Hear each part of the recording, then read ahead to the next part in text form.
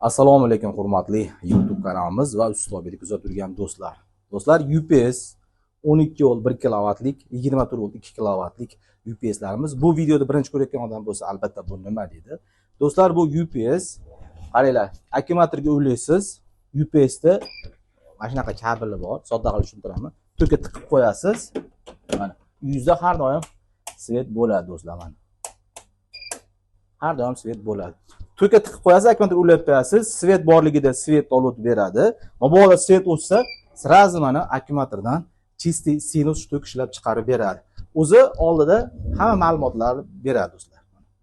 Qancha rasxod qilyapti, qancha напряжение keryapti, nima bo'lyapti, qayerga ketyapti, hamma ma'lumotni beradi do'stlar. Buni tokka ulaysiz, akkumulyatorga ulab qo'yasiz, tegmaysiz. Bo'ldi, o'zi avtomatik hamma yo'lda bajaraveradi do'stlar. UPS o'zini tayyorlayapmiz. Ikkita akkumulyator yoki bitta akkumulyator, katta akkumulyatordan bitta qo'yasiz, ishlayveradi.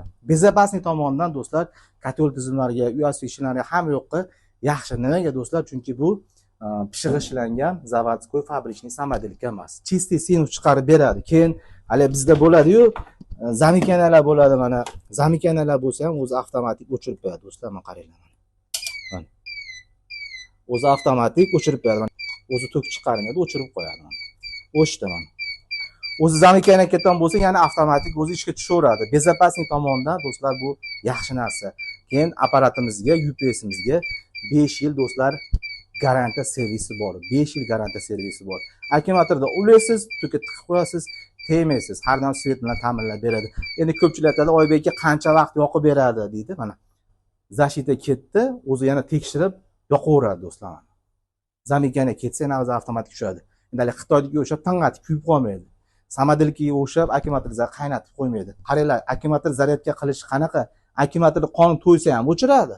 Keyin akkumulyator o'zini yo'mkisi bo'ladi. Ko'p UPSlar 0 gacha akkumulyatorni yeb, tokni tugatib, hech qanchaga bo'lmasa akkumulyator almashtirasiz.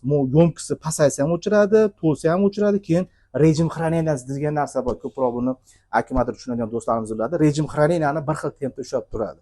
Qaynatmaydi, o'ldirmaydi do'stlar. Zamikanalar bo'lsa o'chiradi do'stlar. Bitta ulaysiz tokka ishlayveradi. Endi narxlarini ko'pchilik so'raydi do'stlar. Qaranglar, UPS o'zini tayyorlayapmiz.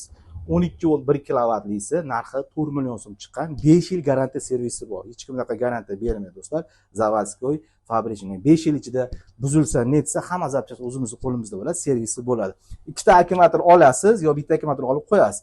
Buni endi 24 voltga 2 kilovatlisi bor.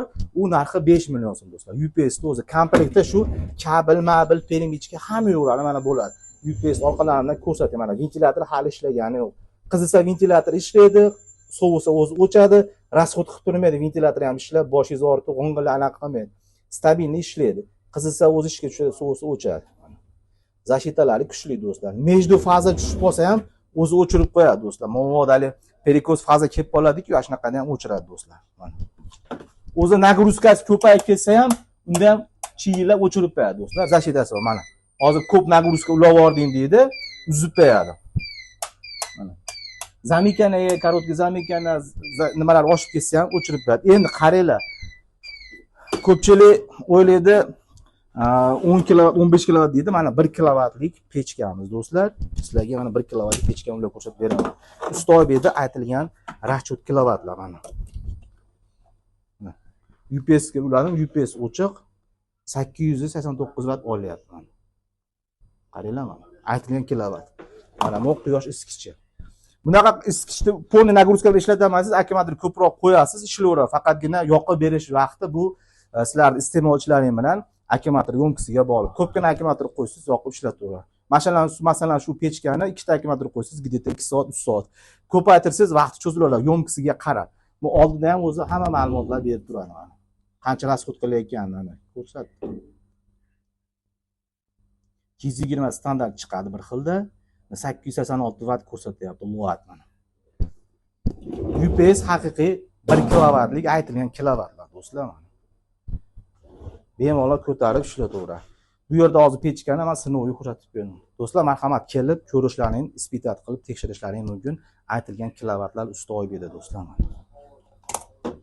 Kimga zarur bo'lsa, Telegram orqali murojaat qilinglar. Men har doim ishda bo'laman. Shuning uchun nomerim pastda bor. Shu nomerga murojaat Telegramdan yozinglar. do'stlar mana. Kimga sifatli moshni UPS kerak bo'lsa mana qaranglar mana. Sifati juda ham oliy, aytilgan kilovatlar. Olasiz, ishlataverasiz do'stlar. Demak, ishonchli UPSlar Ustoybekda. Hozircha xayr deyman. Telegram kanalim Ustoybek UPS inverter bor. O'shga o'tinglar, Instagram kanalimga o'tinglar. Hatto obzorlarni qo'yib boryapmiz. Hozircha xayr, sog' salomat bo'linglar.